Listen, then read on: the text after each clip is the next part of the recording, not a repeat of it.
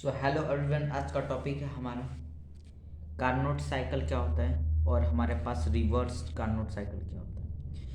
ये क्या है हमारा कार्नोट साइकिल, जिसमें देखिए इसमें क्या डिफरेंस क्या है कार्नोट साइकिल और रिवर्स कार्नोट साइकिल। एक्चुअली क्या होता है कि जो हमारे पास ये हो गया हमारे पास वॉल्यूम और प्रेशर। एक्स एक्सिस पे हमारा क्या हो गया वॉल्यूम और वाई एक्सिस पे हमारे पास प्रेशर है। तो स्टार्टिंग कहाँ से होता है? स्टार्ट होता है हमारा ये स्टार्ट होता है हमारा फर्स्ट पोजीशन से लेकर सेकंड पोजीशन तक। क्या होता है हमारे पास आइसोथर्मल एक्सपांसन होता है, यानी क्या होता है यहाँ पे चीज़ें एक्सपांड करती है। और उसके बाद सेकंड से लेकर थर्ड तक हमारे पास होता है आइसेंट्रोपिक एक्सपांसन होता है। ये क्या होता है आइसेंट्रोपिक एक्सपांसन। उसके बाद थर्ड से लेके हमारे पास फोर्थ तक होता है आइसोथर्मल कॉम्प्रेशन। ये क्या होता है कॉम्प्रेशन। उसके बाद थर्ड फोर्थ से लेकर हमारे पास फर्स्ट तक क्या है आइसेंट्रोपिक कॉम्प्रेशन। यानी कि फर्स्ट से लेकर सेकंड से लेकर थर्ड तक हमारे पास क्या था आइसोथर्मल एक्सपांसन आइसेंट्रोपिक एक्सपांसन। उसके बाद हमारे पास थर्ड से लेकर फोर्थ तक थर्ड से लेकर फोर्थ तक और फोर्थ से लेकर वन तक हमारे पास है आइसोथर्मल एक्सपांसन सॉरी कंप्रेशन, और यहाँ पे आइसेंट्रोपिक कंप्रेशन। इसमें देखिए ये क्या होता है कि जो हमारे पास पहला प्रोसेस है यहाँ से लेकर यहाँ तक, इसमें क्या हो रहा है कि जो हमारा वॉल्यूम है डिक्रीज इंक्रीज हो रहा है। वॉल्यूम क्या हो रहा है इंक्रीज हो रहा है। वॉल्यूम क्या हो रहा है वॉल्यूम इंक्रीज हो रहा है, लेकिन जो प्रेशर है वो क्या हो रहा है हमारा कम हो रहा है। प्रेशर इसमें कम हो रहा है और लेकिन वॉल्यूम इंक्रीज कर रहा है। और यहाँ पे आएगा तो क्या होगा प्रेशर डिक्रीज करेगा, प्रेशर क्या होगा डिक्रीज करने लग जाएगा और वॉल्यूम क्या होगा हमारा बढ़ने लग जाएगा। लेकिन फोर्थ से लेकर थर्ड से लेकर फोर्थ में जब हम जाएंगे तो यहाँ से क्या होगा वॉल्यूम हमारा कम होने लग जाएगा और जो हमारा प्रेशर है वो बढ़ने लग जाएगा। और सिम यहाँ से थर्ड से लेकर फोर्थ पोजीशन तक क्या होगा कि हमारा जो प्रेशर है बढ़ने लग जाएगा, लेकिन हमारा जो वॉल्यूम है वो कम होने लग जाएगा। ये क्या हो गया हमारा कार्नोट साइकिल। ये क्या आएगा कार्नोट साइकिल क्या है, जिसमें क्या होता है कि इसमें हमारा एक ये थियोरेटिकल साइकिल है। थियोरेटिकल साइकिल इसके अकॉर्डिंग क्या करते हैं कि अपना जो भी हमारे पास इंजन होता है उसको हम इसके अप्रोच तक पहुंचने की कोशिश करते हैं, जो हमारा कार्नोट साइकिल। मतलब इसमें क्या होता है कि जो हमारा कार्नोट साइकिल है इसमें 100% क्या होता है हमारे पास इफिशियंसी होती है। यानी कि जितना हम इंजन के अंदर हम ऑयल यानी कि जितना भी हम क्या करेंगे फ्यूल डालेंगे उतना ही क्या करेगा उतना ही वर्क कर देगा। ये क्या होता है हमारे पास इफिशियंसी, मतलब जितना हमने ऑयल डाला इंजन के अंदर उतना ही क्या करेगा हमें वर्क प्रोवाइड कर देगा। यानी कि इसमें क्या 100% इफिशियंसी, इसमें कोई फ्रिक्शन नहीं है। और मतलब इसमें कोई फ्रिक्शन नहीं, ये क्या एक थियोरेटिकल साइकिल है। इसके अकॉर्डिंग क्या करते हैं मतलब जैसे हम कहते हैं कि आइडियल गैस हो गया। सिमिलरली ये क्या है कि यहाँ पे क्या है कि हमारे पास कार्नोट साइकिल है। इस कार्नोट साइकिल को हम क्या करते हैं इस कार्नोट साइकिल के अकॉर्डिंग अपने जो भी हमारा इंजन है उसको हम बनाते हैं। ये क्या होता है हमारा इंजन के अंदर यूज़ होता है। इसमें क्या होता है हमारे पास इफ़िशियंसी इसमें क्या होती है 100% होती है। इफ़िशियंसी कितना होती है 100%। जब हम इंजन की बात करते हैं तो क्या करते हैं इफ़िशियंसी बोलते हैं। अब हमारे पास अगर रिवर्स कार्नोट साइकिल में देखिए क्या होता है कि रिवर्स कार्नोट साइकिल में क्या होगा कि पहला हमारा क्या हो रहा था कि यहाँ से पहले डाउन हो रहा था और प्रेशर फोर्थ जो हमारा प्रेशर फोर वहाँ से प्रेशर कम हुआ फिर डाउन हुआ उसके बाद यहाँ से। लेकिन यहाँ से क्या होगा कि यहाँ से पहले होगा हमारा प्रेशर इंक्रीज होगा, वहाँ पे प्रेशर क्या हो रहा था डाउन होते जा रहा था और यहाँ पे प्रेशर पहले क्या होगा स्टार्टिंग में इंक्रीज होगा। यानी कि पहले में क्या होगा आइसेंट्रोपिक कंप्रेसर में क्या होगा आइसेंट्रोपिक कंप्रेसर में होगा कि ये क्या करेगा टेम्प इसका वॉल्यूम इसका जो प्रेशर क्या करेगा इंक्रीज करेगा। उसके बाद सेकंड से थर्ड से लेकर हमारा आइसोथर्मल कंप्रेशन इसमें क्या करेगा कि हमारा प्रेशर क्या भी प्रेशर इंक्रीज कर रहा है। अब क्या होगा कि जो हमारा थर्ड से लेकर फोर्थ तक होगा कि प्रेशर डिक्रीज होने लग जाएगा और जो हमारा यहाँ से है वॉल्यूम हमारा इंक्रीज करेगा। सिमिलरली उसके बाद नेक्स्ट क्या होगा कि हमारे यहाँ से लेकर जो यहाँ तक प्रोसेस इसमें क्या होगा कि वॉल्यूम इंक्रीज करेगा और जो प्रेशर हमारा डिक्रीज करेगा। ये क्या हमारा कार्नोट साइकिल। इसमें क्या हो रहा था ऊपर वाला जो हमारा प्रोसेस था इसमें क्या हो रहा था कि फर्स्ट क्या हो रहा था सेकंड थर्ड फोर्थ फर्स्ट, यानी कि अपर से नीचे फिर नीचे से डाउन ऊपर जा रहा था। और ये कुछ पहले एक्सपेंशन हो रहा था एक्सपेंशन, उसके बाद कंप्रेसर हो रहा था। लेकिन इसमें क्या हो गया कि नीचे से ट्रैवल करेगा, ऊपर जाएगा, फिर उसके ऊपर जाएगा, उसके बाद एक नीचे, फिर डाउन हो जाएगा। यानी कि पहले क्या आएगा, कंप्रेसर होगा, फिर कंप्रेसर, उसके बाद एक्सपेंशन, ये एक्सपेंशन, ये क्या हमारा रिवर्स्ड कार्नोट साइकिल है। अब इसमें क्या होता है कि ये किसके लिए यूज़ होता है, हमारा फ्रिज के लिए यूज़ होता है, यानी कि जो हमारा रेफ्रिजरेटर है उसके लिए हम यूज़ करते हैं। इसमें देखते हैं कि कोफिशिएंट, जब इंजन की बात करते हैं कार्नोट साइकिल में, तो हम देखते हैं इफ़िशियंसी कितनी इंजन की। जब हमारा आ जाता है रिवर्स कार्नोट साइकिल, इसमें क्या होता है, प्रोसेस हमारा रिवर्स्ड हो जाता है। प्रोसेस क्या हो जाता है, हमारा रिवर्स्ड हो जाता है, और रिवर्स्ड होने के बाद ये क्या हो जाता है, अब इसमें हम देखते हैं कि जो हमारा कोफिशिएंट ऑफ परफॉर्मेंस है, यानी कि जो हमारा रेफ्रिजरेटर है या हीट पंप हो गया, या हीट पंप या रेफ्रिजरेटर, ये क्या हो गया हमारा रिवर्स कार्नोट साइकिल में। अब देखिए और भी हम इसके अंदर देखते हैं कि इसको हम कार्नोट साइकिल के अंदर इंजन की बात क्यों करते हैं, और इसको हम रिवर्स कार्नोट साइकिल के अंदर हम अपने रेफ्रिजरेशन या हीट पंप की बात क्यों करते हैं।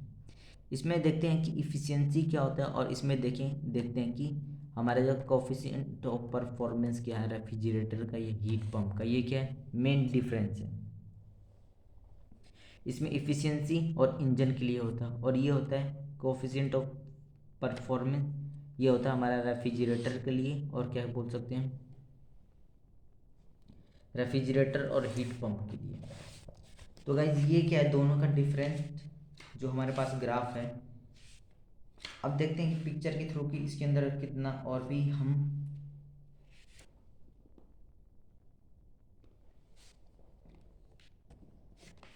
गाइज अब ये देखते हैं, ये हमारा क्या है, हीट इंजन है। हीट इंजन किसके ऊपर वर्क करता है, हमारे जो कार्नोट साइकिल उसके ऊपर वर्क करता है।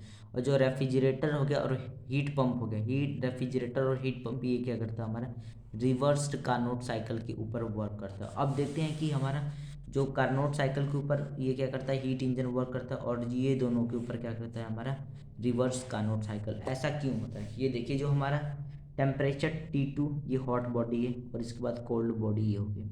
एक्चुअली क्या होता है, यहाँ से जो हमारा हीट है, हीट ट्रेवल करता है इंजन में, और उसके बाद क्या कर देता है, ये उसके बाद ये हमारे पास इनपुट, ये इनपुट हमारे पास ये इंजन में जाता है। उसके बाद यहाँ से हीट इंजन को हीट देता है, उसके बाद क्या कर देता है कि ये हमारे पास जो हीट टू क्या कर देता है, हमारे पास आउटपुट आ जाता है। आउटपुट क्या आ जाता है, उसके बाद टेम्परेचर टी में हमारा चलो T1 में ट्रेवल कर जाता है, और उसके बाद क्या हो जाता है, हमें वर्क मिलता है। यानी कि कोई भी हम पहले क्या करते हैं, इसको हीट प्रोवाइड करते हैं, उसके बाद क्या करता है, ये वर्क देता है, उसके बाद जो भी हीट बचती है वो क्या कर देता है, हमारा T1 यानी कि कोल्ड बॉडी में चला जाता है।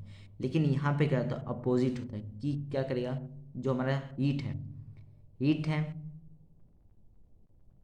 हीट इसमें देखिए क्या होता है कि इसके ऊपर हम कोई भी वर्क पहले करेंगे, कोई भी हम इसके ऊपर वर्क करेंगे, उसके बाद ये क्या करेगा, हमारा क्यू जो है यानी कि हीट है रेफ्रिजरेशन के अंदर जाएगा। उसके बाद क्या करेगा, ये हमारा इनपुट निकाल देगा। इनपुट क्या आ जाएगा कि जो हमारा Q2 होगा वो क्या कर लेगा, कोल्ड बॉडी में डिलीवर कर देगा। सिमिलरली ये भी हमारा जो हमारा Q1 है, ये Q1 है, ये Q2 है, ये हमारा इनपुट है और ये हमारा आउटपुट है। लेकिन ये हमारा आउटपुट था और ये हमारा इनपुट है। ये जो पिक्चर है, तीन पिक्चर है, ये बहुत ही ज़्यादा इम्पोर्टेंट है। इसको हमें बिल्कुल अच्छे तरीके से इसको ड्रॉ करना आना चाहिए, क्योंकि ये क्या होगा, हमारा जब न्यूमेरिकल करेंगे उसके अंदर क्या करेंगे, हम इसका यूज़ करेंगे, और हमें पता होना चाहिए कि ये इसके अंदर इनपुट क्या है और आउटपुट क्या डाल रहे हैं, इसके अंदर इनपुट क्या और आउटपुट क्या आ रहा है, इसके अंदर इनपुट क्या और आउटपुट क्या आ रहा है, और टेम्परेचर क्या है, यहाँ पे हॉट बॉडी है और यहाँ पे कोल्ड बॉडी है। मेन चीज़ है कि हम इसमें देखना पड़ेगा कि इनपुट और आउटपुट क्या है, मेन चीज़ ये, क्योंकि क्वेश्चंस के अंदर हम क्या करेंगे, इसका यूज़ करने वाले हैं। हम क्या करते हैं, इसके अंदर हीट कोई भी हीट को क्या करते हैं, इंजन के पास डिलीवर करते हैं, ये वर्क कर देते हैं। लेकिन इसमें क्या रहता है, पहले वर्क करते हैं, उसके बाद क्या करता है कि हीट क्या करता है, निकालता है, उसके बाद ये इधर जो हमारा T2 बॉडी हॉट बॉडी में सेट, सिमिलरली ये भी होता है। लेकिन ये दोनों हमारा ये हमारा ये जो हमारे पास है रेफ्रिजरेटर, ये क्या कूलिंग इफेक्ट के लिए यूज़ होता है, और जो हमारा हीट पंप है हमें हीट प्रोड्यूस करने के लिए यूज़ होता है। ये दोनों हमारे पास, दोनों का साइकिल सेम है, लेकिन यार दोनों अलग अलग पर्पस के लिए यूज़ होता है। ओके गाइस, ये मेन डिफरेंस है। ये हो गया हमारा कार्नोट साइकिल के ऊपर वर्क करता है हीट इंजन, और ये दोनों हो गया हमारा जो रिवर्स कार्नोट के ऊपर साइकिल के ऊपर वर्क करते हैं। इसमें इफ़िशियंसी देखते हैं और इसमें देखते हैं कोफिशिएंट ऑफ फ्रिक्शन। अब जो हमारा ये जो ग्राफ है,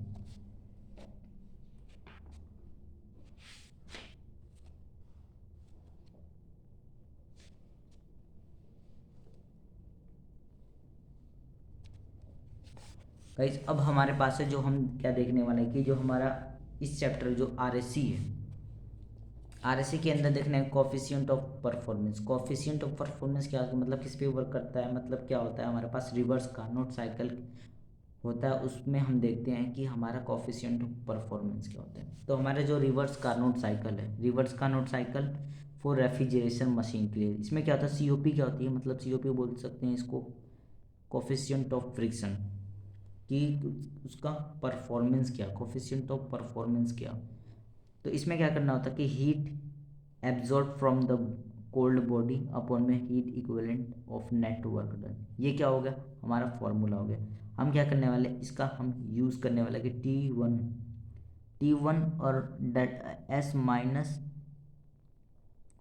S2 - S3 अपन में T2 - T1, और यहाँ पे आ जाएगा S2 - S3, और इसको हम क्या लिख सकते हैं, T1 अपन में T2 - T1, ये क्या हो गया हमारे पास इक्वेशन किसका, रेफ्रिजरेशन मशीन के लिए। इसका हम क्या करने हैं, न्यूमेरिकल्स में यूज़ करने वाले। उसके बाद हमारे पास है कि four rivers Carnot cycle heat pump के लिए हमारे पास हीट रिजेक्टेड अपॉन में क्या है, नेट वर्क डन।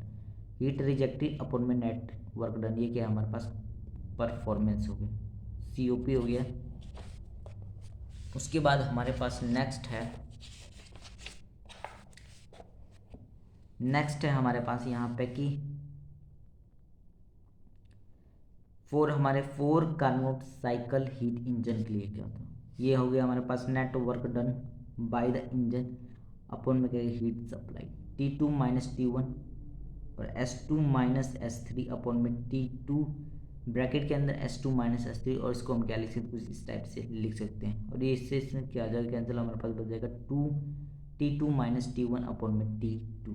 ये क्या हो गया हमारे पास रिवर्स कार्नोट साइकिल, और हमारे पास कार्नोट साइकिल के अंदर क्या डिफरेंस होता है। अब हम क्या करने वाले हैं कि इसके बेस्ड पे हम क्या करने वाले हैं गाइज, ये जो हमारा सीरीज चल रहा है इसमें हम आरएससी कर रहे हैं। हमने पिछले लेक्चर में इसके जो फॉर्मूलेज हैं वो सभी हमने डिस्कशन कर रखे। अब हम क्या करने वाले हैं कि जो भी क्वेश्चन सॉल्व करने वाले हैं इसके बेस्ड पे।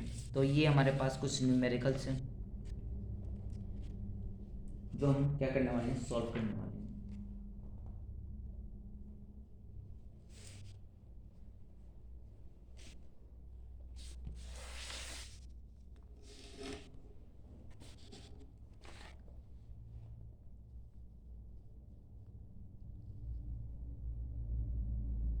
पहला क्वेश्चन क्या है कि अ कार्नोट रेफ्रिजरेशन, एक Carnot refrigerator, a Carnot refrigerator required 1.3 kilowatt per ton of refrigeration must maintain a temperature of -40 degree Celsius. अब हमें क्या है कि -40 डिग्री सेल्सियस पे टेम्परेचर को मेंटेन करना है, डिटरमाइन हमें पता लगाना है कि इसकी COP क्या है रेफ्रिजरेशन की, the temperature at which the heat is reject, हमें COP बताना कि, और टेम्परेचर बताना है किस टेम्परेचर पे ये हीट रिजेक्ट हो जाएगी, और क्या बताना कि the amount of heat reject in KG के किलो जूल पर मिनट में क्या करना कि हीट को जितना भी अमाउंट में हमारा हीट रिजेक्ट हुआ है उसको हमें बताना है कि केजी पर मिनट में बताना, किलो जूल पर मिनट में बताना। उसके बाद बताना है कि COP if the cycle is used as a heat pump, और हमें क्या बताना है कि जब COP क्या होगा, COP बताना है जब हम यूज़ करेंगे साइकिल को हीट पंप के लिए। ये क्या हमारा पहला क्वेश्चन है। अब हमें क्या करना पड़ेगा कि जो भी हमारे पास चीज़ें गिवंस है उसको क्या करना पड़ेगा, हमें पहले लिखना पड़ेगा। तो गाइज अब हम क्या करने वाले हैं,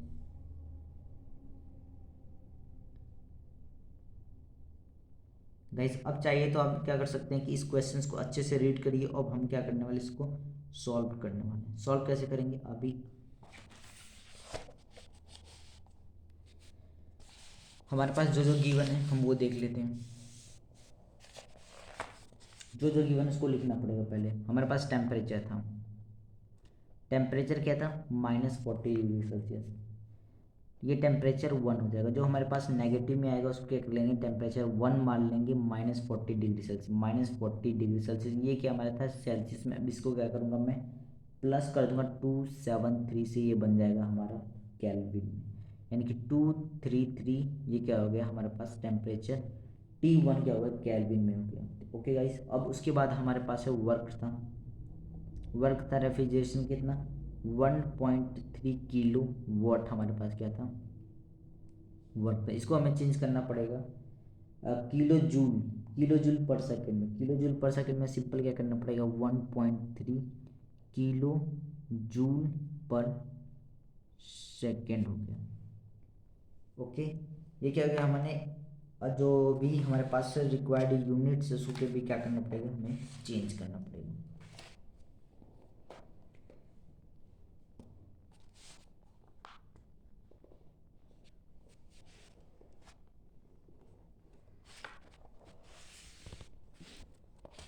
गाइस जो जो हमें गिवन है पहले हमें वो लिखना पड़ेगा। अब उसके बाद देखिए हमारे पास Q1, यहाँ पे क्या हो जाएगा Q1 कितना हो जाएगा। ये देखिए कार्नोट साइकिल क्या था रिक्वायर्ड हमारे पास 1.3 kilowatt per ton of refrigeration maintain a temperature of -40 degree Celsius. यानी कि यहाँ पे क्या कर सकते हैं जो हमारा हीट है Q क्या होता है, हीट को हम क्या ले सकते हैं यहाँ पे Q1 को हम ले सकते हैं यहाँ पे 1। उसके बाद क्या है कि 1 टन कितना होता है, टन कितना है, टन हमारा 1 टन कितना होता है 1 टन होता है हमारे पास 232.6 किलो जूल पर मिनट। अब लेकिन हमें चाहिए सेकेंड में, तो हमें क्या करना पड़ेगा डिवाइड करना पड़ेगा उसको। हमारे पास क्या होता है 232.6, इसको डिवाइड करेंगे 60 से तो हमारे पास क्या आ जाएगा 3.5 किलो जूल पर सेकेंड में। इसको भी हमने किलो वॉट को चेंज कर लिया किलो जूल पर सेकेंड में। यहाँ पे ये चीज़ है कि 232.6 किलो जूल पर मिनट में था, इसको हमने सेकेंड में चेंज कर लिया डिवाइड कर दिया 60 से तो हमारे पास आ गया 3.5 किलो जूल पर सेकेंड। और यहाँ पे हमारे पास हीट है, हीट हमने ले लिया है हमारे पास कंसिडर कर लिया, हीट हमने कंसिडर कर लिया 1। अब हम क्या करने वाले हैं, जो जो हमें फाइंड करने के लिए बोल रहा था वो हमें करना पड़ेगा फाइंड। अब इसमें पहले फाइंड करने के लिए बोल रखा है हमें COP of refrigerator. COP of refrigerator हमें फाइंड आउट करना पड़ेगा। तो COP of refrigerator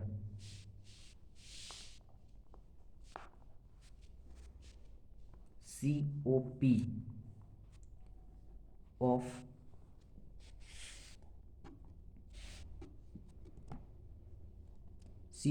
COP of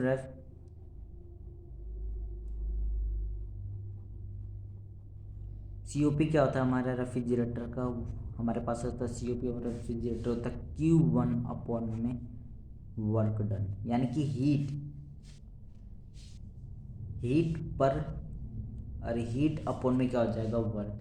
heat कितना है, अरे सॉरी हमारे पास हीट है 1 है और हमारे पास वर्क कितना है वर्क है, सॉरी यहाँ पे हमारे पास क्यू कितना है क्यू है यहाँ पे हमारे पास है 3.5 और वर्क है हमारे पास 1.3।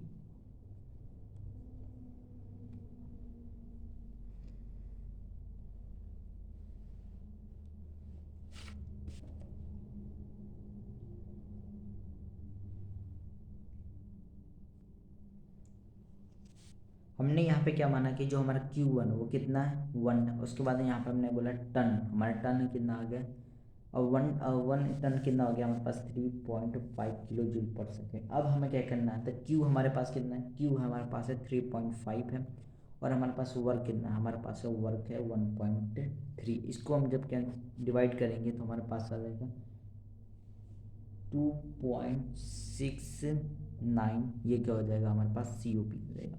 हमारे पास Q1 क्या था, Q1 हमारे पास है 3.5।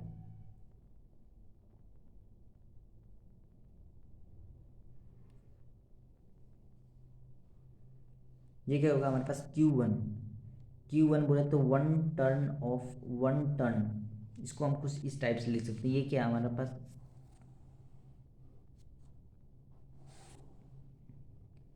1 टन कितना होता है, इतना होता है 3.5 किलो जूल पर सेकेंड, और इसको हम क्या बोल सकते हैं Q1 भी हम बोल सकते हैं। ये क्या हमारा सेम है कि 1 टन को कितना बोलते हैं 3.5 किलो जूल पर सेकेंड, किलो जूल पर सेकेंड होता है, और इसको हम क्या बोल सकते हैं Q1 से यहाँ पे हमने इसको रिप्रेजेंट करा। सिंपल हमने Q1 को लिखा, उसके बाद वर्क को लिख हमारा COP निकल गया। अब उसके बाद हमें देखना पड़ेगा कि ये किस चीज़ की बात हो रही है, रेफ्रिजरेटर की बात होती है। रेफ्रिजरेटर में जो अभी हमने पिक्चर देखी थी कुछ इस टाइप से, हमने क्या देखा था, कुछ डायग्राम देखा था, उसके अकॉर्डिंग क्या करना पड़ेगा, इसको ड्रॉ करना पड़ेगा हमें। इसको ड्रॉ कर लेते हैं हम यहाँ पे।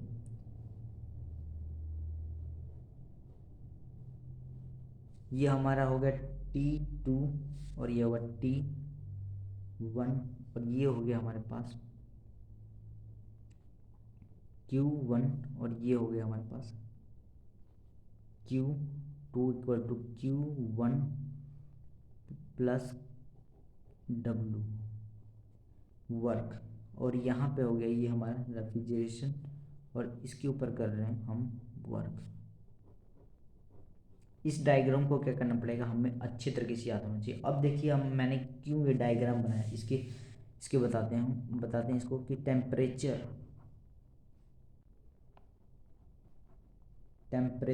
एट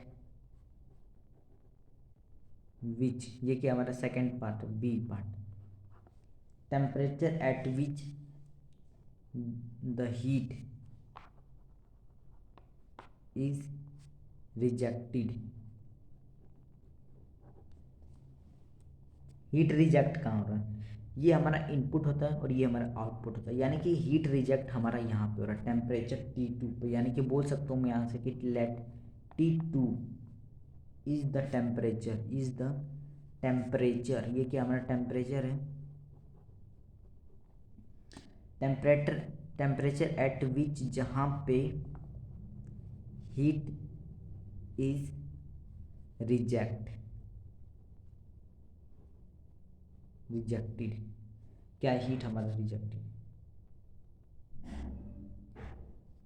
ये कहते हैं हमारा टेम्परेचर एट विच जहाँ पे क्या होगा कि हीट इज रिजेक्टेड होगा। हमारे पास इनपुट ये और आउटपुट ये, तो यानी कि हीट हमारे कहाँ रिजेक्ट हो रहा है, यहाँ पे T2 पे। तो क्या बोल सकते हैं T2 is the temperature at विच जहाँ पे क्या होगा हीट हमारा रिजेक्ट होगा। अब हमें क्या पता है कि वी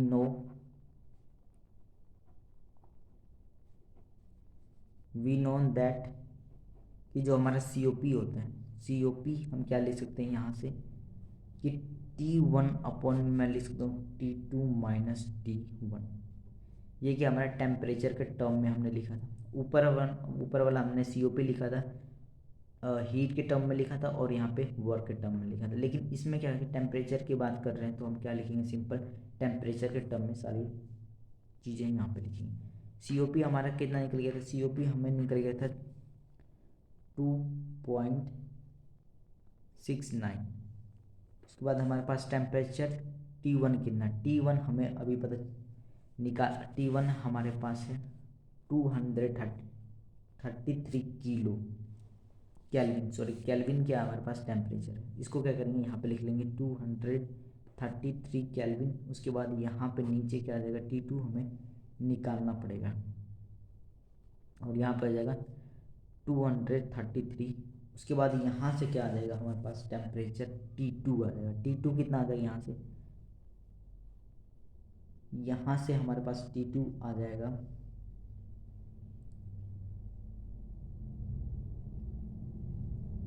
86.61 कितना आ जाएगा टेम्परेचर।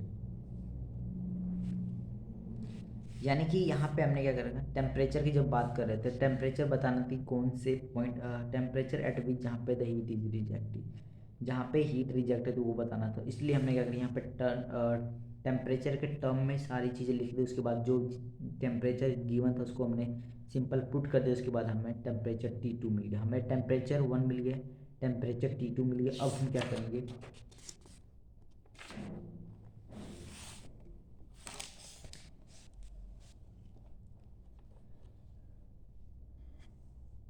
T2 टेम्परेचर हमें कितना मिला है 86.61। अब हमें क्या करना पड़ेगा, इसके साथ ऐड करना पड़ेगा 233। क्यों? क्योंकि हमें मिल जाएगी, ये चीज़ें मिल जाएगी हमें केल्विन में, यानी कि कितना हो जाएगा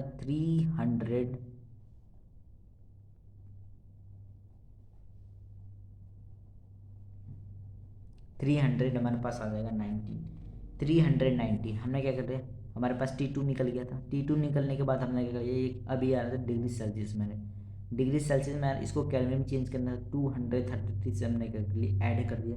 उसके बाद ये क्या आ गया हमारे पास केल्विन में आ गया, यानी कि हमारे पास आ गया 319.61 केल्विन। ये हमारा टेम्परेचर T2। उसके बाद थर्ड पॉइंट था, यानी कि C पॉइंट हमारे पास था, हीट रिजेक्ट बताना था।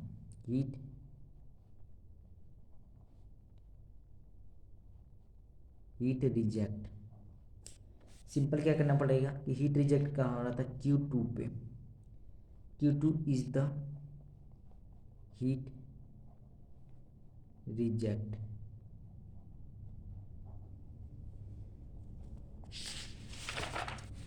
ये क्या था, हमारे जो रेफ्रिजरेशन का जो यहाँ पे जो हमारे पास जो रेफ्रिजरेशन की पिक्चर है, रेफ्रिजरेशन वर्क कैसे करता है उसका जो प्रोसेस है यहाँ पे। अब देखिए यहाँ पे क्या कह रहा है कि टेम्परेचर पहले बोल रहा था निकालने के लिए, टेम्परेचर बताना कि कहाँ पे कौन से टेम्परेचर पे हीट रिजेक्ट हो रही है। लेकिन अब क्या कह रहा है कि जो हमारा हीट रिजेक्ट कहाँ हो रही है। हीट रिजेक्ट अब होने के लिए बताना पड़ेगा कि जितने भी हमारे पास है कि ये हमारा इनपुट है और ये हमारा आउटपुट है, यानी कि अब हमें क्या करना पड़ेगा, Q2 बताने पड़ेगा। Q2 कितना हो जाएगा, Q2 कितना हो जाएगा, Q1 प्लस हीट ये जो हमारे पास Q1 है प्लस में वर्क डन, यानी कि इसको क्या करना पड़ेगा, हमें जो हमारे पास आउटपुट है उसको यहाँ पे लिखना पड़ेगा कि जो हमारे पास Q2 है, Q2 कितना हो गया हमारे Q1 plus work done. Simple Q1 की वैल्यू हमें पता है 3.5 और वर्क डन हमने निकाला है, और इसकी भी वैल्यू हमें पता है 1.3, और यहाँ से हो जाएगा 4.8 किलो जूल पर सेकेंड।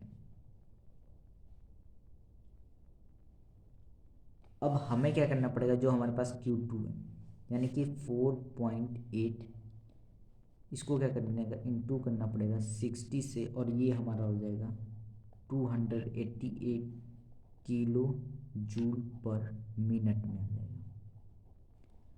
ये जो साइन जो भी हमारे पास यूनिट होता है उसको क्या करना पड़ेगा चेंज। हमारे Q1 किस में, Q2 किस में आया है, हमारे पास kg जूल पर सेकंड में है। इसके साथ हमने कर लिया मल्टीप्लाई कर दिया 60 को, और ये हमारे 288 किलो जूल पर मिनट में क्या हो गया, हमारा हीट रिजेक्ट हो गया। अब हमारे पास लास्ट था कि COP बताना था। COP बताना था हमें हीट पंप का, COP बताना है हमें हीट पंप का। क्या बताना है, COP of heat pump. COP of heat pump कैसे लिखना पड़ेगा कि COP ऑफ हीट पंप, यानी कि बोल सकता हूँ मैं यहाँ पे लिख सकता हूँ COP T2 अपॉन में T2 माइनस T1, और यहाँ से आ जाएगा T2 हमारी गिवन है कि 319.61 अपॉन में आ जाएगा 319.61 माइनस T1 कितना है हमारे पास, T1 है 230, और यहाँ से हमें क्या मिल जाएगा, COP मिल जाएगा 369। गाइस इसमें क्या जो मेन चीज़ें क्या थी कि जो हमारा 1 टन कितना होता है 3.5 किलो जूल पर सेकेंड में। इसको हम बोल सकते हैं Q1, सिंपल बोल सकते हैं जो हमारा हीट है उसको हम बोल सकते हैं Q1 इक्वल टू हमारा होता है कि 1 टन ऑफ 3.5 किलो जूल कितना था हमारे पास Q। सिंपल जब COP हमें पूछा तो सिंपल हमने Q1 अपॉन में वर्क डन लिख दिया। उसके बाद हीट टेम्परेचर की बात करा तो टेम्परेचर का टर्म में हमने चीज़ें क्या कर ली, फॉर्म कर लिया। उसके बाद हमें नेक्स्ट पूछ रहा था कि अमाउंट ऑफ हीट रिजेक्ट, हमें बताना है कि कितने अमाउंट ऑफ हीट रिजेक्ट हुआ है। हीट रिजेक्ट के लिए हमने क्या करा कि जो भी हमारे पास Q2 आया था, जितना भी हमारे पास आउटपुट आया उसको क्या कर लिया हमने, लिख लिया, वैल्यू पुट कर दी और हमारे पास क्या आ गया, पहले आया था ये हमारा जो हमारा Q2 है, Q2 हमारा आया था किलो जूल पर सेकेंड में आया था, यानी कि 4.8 किलो जूल पर सेकेंड। उसको हमने क्या कर लिया, मल्टीप्लाई कर दिया 60 से, हमारे पास अगर 288 किलो जूल पर मिनट में आ गया। ये क्या था हमारा जो हमारा हीट है। उसके बाद COP of heat pump simple बोला, हमें क्या था T2 पता है, T1 पता है, सिंपल हमने टी की टर्म में सारी चीज़ें लिख दिया। उसके बाद हमने वैल्यू पुट कर दी और हमारे पास आ गई COP ऑफ पंप कितना हो गया 3.69। ये क्या हो गया हमारा COP ऑफ हो गया हीट पंप का। गाइज मेन चीज़ जो हमारे यूनिट यहाँ पे जो हमने चेंज करा है कि Q2 जो हमारा आया वो किस में, किलो जूल पर सेकेंड में था, लेकिन इसको मैंने क्या कर लिया, मल्टीप्लाई की 60 से 288 आ गया हमारा किलो जूल पर मिनट में। अब उसके बाद जो नेक्स्ट क्वेश्चन हमारे पास है,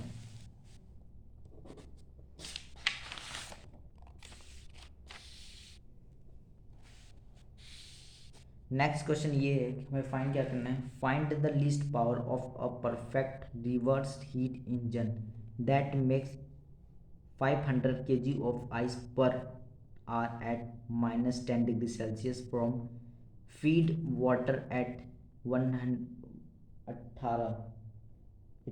degree Celsius. Assume the specific heat of ice हमारे पास है 2.09 किलो जूल पर किलो केजी पर किलो एंड लेटेंट हीट हमारे पास है 335 किलो जूल पर केजी। अब हमें क्या फाइंड करना है कि लिस्ट पावर, हमें क्या बताना है कि लिस्ट पावर कितना होगा। लिस्ट पावर फाइंड आउट करने के लिए हमें क्या करना पड़ेगा गाइस, आप एक बार देख लो कि क्वेश्चन में क्या फाइंड आउट करना बोल रहा है और क्या क्या हमें टेम्परेचर गिवन है और हमारे पास मास कितना है, कितने मास का हमें पूछ रहा है कि हमें लिस्ट पावर फाइंड आउट करना है और हमारे पास क्या है, स्पेसिफिक हीट गिवन है और लेटेंट हीट गिवन है। जो जो चीज़ें गिवन उसको मैं पहले यहाँ पे लिखूँगा।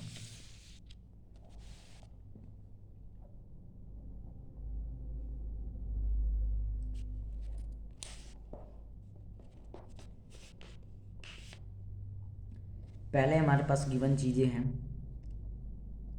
टेम्परेचर वन हमारे पास -10 डिग्री सेल्सियस को क्या करना पड़ेगा 273 से प्लस करना पड़ेगा और हमारे पास आ जाएगा कैल्विन में 263 कैल्विन में आ जाएगा। उसके बाद टेम्परेचर 2T कितना था हमारे पास 218, उसमें ऐड करना पड़ेगा 273 और ये क्या आ जाएगा हमारे पास 291 के कैल्विन में आ जाएगा। उसके बाद हमें क्या बताना है कि लिस्ट पावर बताना हमें 500 kg जो मास है उसका, लेकिन हमें क्या पहले करना पड़ेगा कि let mass of water 1 kg। पहले हम क्या करेंगे फाइंड आउट करेंगे 1 kg का, हम पहले क्या निकालेंगे 1 kg का लिस्ट पावर निकालेंगे। उसके बाद क्या कर सकते हैं हम उसको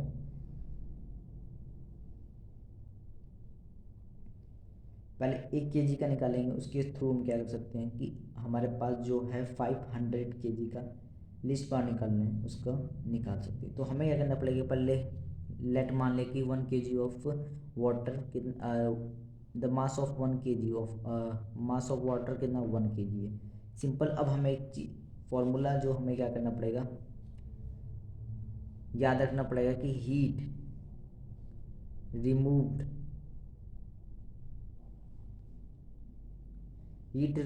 from 80 degree Celsius to 0 degree Celsius, ये कितना हो जाएगा हमारे पास मास इनटू में स्पेसिफिक हीट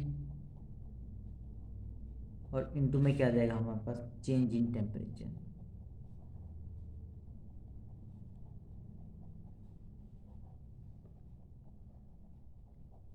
मास इनटू में स्पेसिफिक हीट, ये क्या आ जाएगा हमारी स्पेसिफिक हीट इनटू में क्या आ जाएगा चेंज इन टेम्परेचर। सिंपल हमारे यहाँ पे चीज़ें लिखना पड़ेगा, मास हमारा 1 है स्पेसिफिक हीट यहाँ पे कितना था 4.187 और इनटू में क्या आ जाएगा चेंज, यानी कि जीरो से लेके 0 डिग्री सेल्सियस से लेके 80 डिग्री सेल्सियस में जो हमारे पास हीट रिमूव हो रहा है उसको लिखना पड़ेगा। तो हमें लिख सकते हैं यहाँ पे क्या लिखना पड़ेगा कि 80 माइनस 0। जब इसको कैलकुलेट करेंगे तो हमारे पास वैल्यू आ जाएगी 75366 किलो जूल पर केजी। हमने कहाँ से हीट रिमूव करवाया, 0 डिग्री सेल्सियस यानी कि 80 डिग्री सेल्सियस लेके 0 डिग्री सेल्सियस में जितना भी हीट रिमूव होगा उसको हमने पहले फाइंड आउट कर लिया मास ऑफ 1 kg में। जो 1 kg का मास है पहले हमने उसका निकाला। उसके बाद हम क्या करेंगे कि latent heat removed,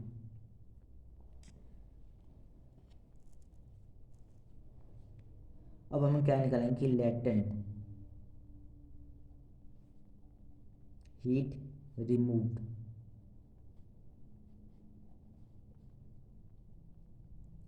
335 kilo joule per KG. Heat removed कितना होगा, heat removed from 0 degree Celsius to -10 degree Celsius. Simple, ये भी जो अभी हमने कहा कि पहले हीट को रिमूव करवाया 80 डिग्री सेल्सियस लेके 0 डिग्री। अब हम क्या करते हैं कि 0 डिग्री सेल्सियस से -10 डिग्री सेल्सियस यहाँ पे लिखेंगे मास इंटू स्पेसिफिक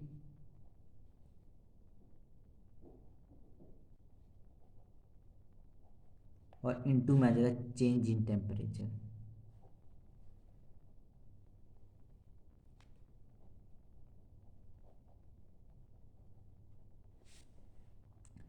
मास कितना है हमारे पास है, यहाँ पे मास हम क्या करेंगे हमारे पास आ जाएगा 500। जब हमने क्या करा 80 डिग्री सेल्सियस 0 तो हमने लिया मास कितना लिया था 1 लिया था।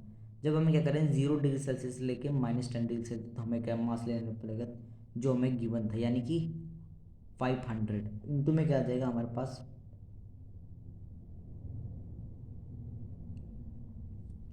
सॉरी ये 500 नहीं आएगा गाइस, सॉरी। एक्चुअली यहाँ पे हमारे किसके लिए कर रहे हैं कि लेट हमने माना कि मास ऑफ वाटर 1 kg माना, तो मास हमारे पास आ जाएगा 1। स्पेसिफिक हीट आ जाएगी हमारे पास 2.09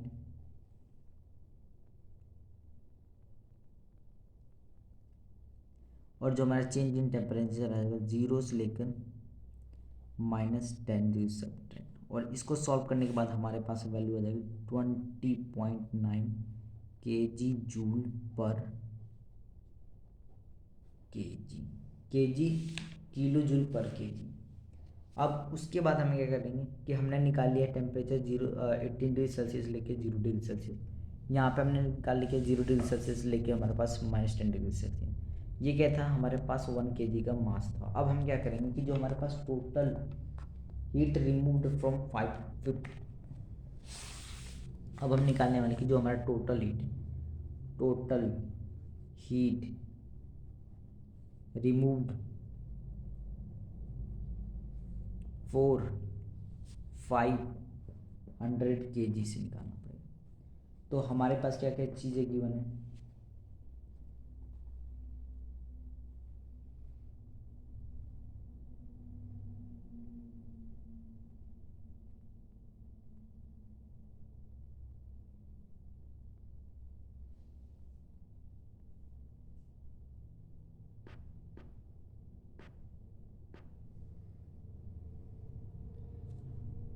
गाइज यहाँ पे पहले हमें निकालना पड़ेगा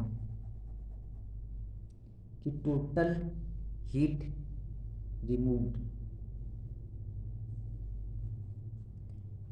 टोटल हीट रिमूव्ड निकालना पड़ेगा। टोटल कितना हीट रिमूव्ड, पहले हमने निकाला था 75.366।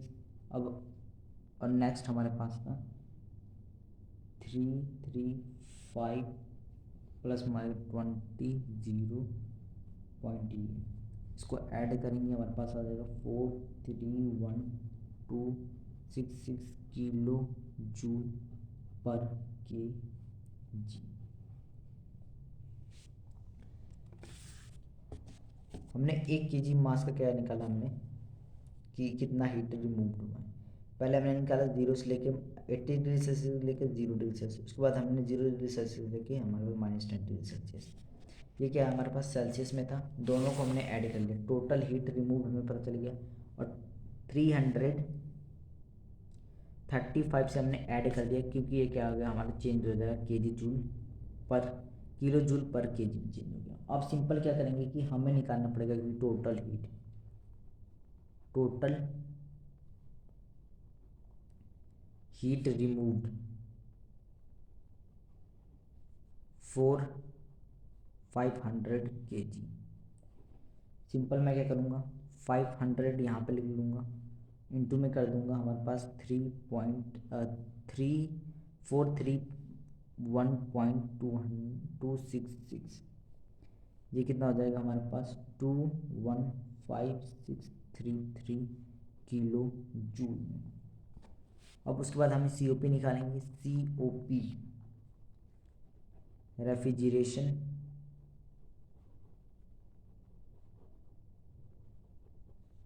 इफेक्ट अपॉन में आ जाएगा हमारे पास वर्क डन। COP हमारे पास कितना है, COP हमें कितना हमने निकाला था पिछले COP हमने निकाला था यहाँ पे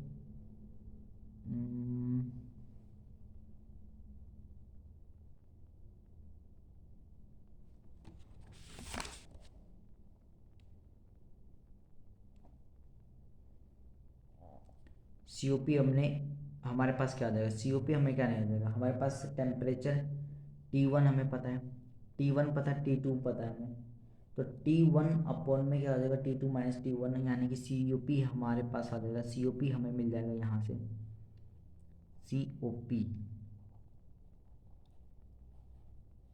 93, ये हो गया हमारा COP। जब हम क्या करेंगे T1 अपॉन में T2 माइनस T1 करेंगे तो हमारा आ जाएगा COP। T1 अपॉन में क्या करेंगे T1 अपॉन में T2 माइनस T1, ये क्या हो जाएगा हमारा पास COP, यानी कि 39.39 क्या हो जाएगा COP। और इसके बाद हम क्या करेंगे इस COP को पुट कर देंगे। COP हमारे पास कितना आ गया, हमारे पास COP आ गया 9.39 और हमारा रेफ्रिजरेशन इफेक्ट है 215,633 और वर्क डन हमारे पास है वर्क डन। यहाँ से वर्क डन क्या आ जाएगा हमारे पास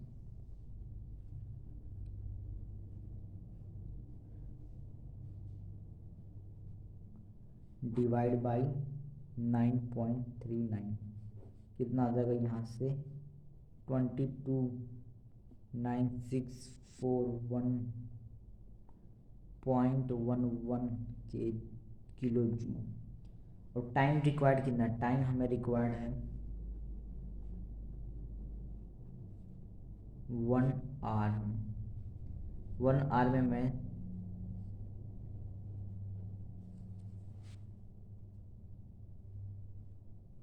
3600 कितना होता है सेकेंड होता है। अब हमारे पास फाइंड क्या करना था हमारा लीस्ट पावर रिक्वायर्ड। यहाँ से लीस्ट पावर रिक्वायर्ड कितना हो जाएगा हमारे पास कितना आ जाएगा 22,9641.1/11 और आ जाएगा नीचे।